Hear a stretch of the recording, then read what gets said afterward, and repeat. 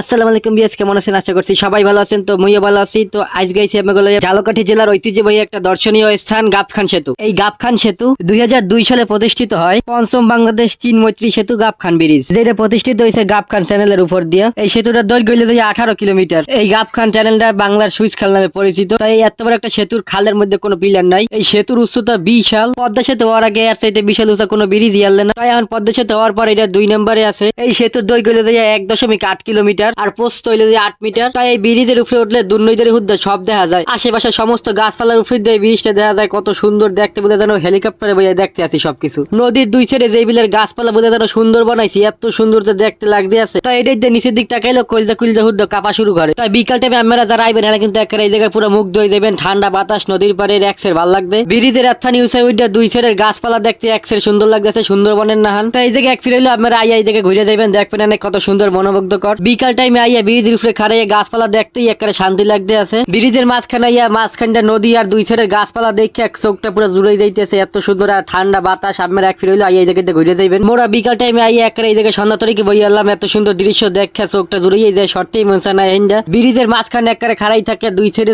গাছপালার নদী, আকাশটা একেবারে একসের সুন্দর দেখাইতে আছে। চোখটা পুরো জুড়িয়ে যায়। মনে আপনারা কি কম, আমরা ধারে না গেলে জীবনও বুঝবেন না। তাই মোরা সন্ধ্যা পর্যন্ত থাকি হাওয়া বাতাস খাইয়ে ঠাইয়ে এবার বাড়ি দিকে রওনা করলাম। সন্ধ্যা হয়ে গেছে। তো আজকে এই ব্রিজের ছোট একটা ভিডিও আপনাদের কেমন লাগছে কমেন্ট করে জানান। ভিডিওটা ভালো লাগলে একটা লাইক করে দেন আর চ্যানেলটা সাবস্ক্রাইব করে দেন। ফেসবুক দিয়ে দেখলে পেজটারে একটা ফলো করে রাখেন। দেখা হইবে নতুন কোনো ভিডিওতে, নতুন কোনো গন্তব্যে। ততদিন সবাই ভালো থাকেন, সুস্থ থাকেন। আল্লাহ হাফেজ।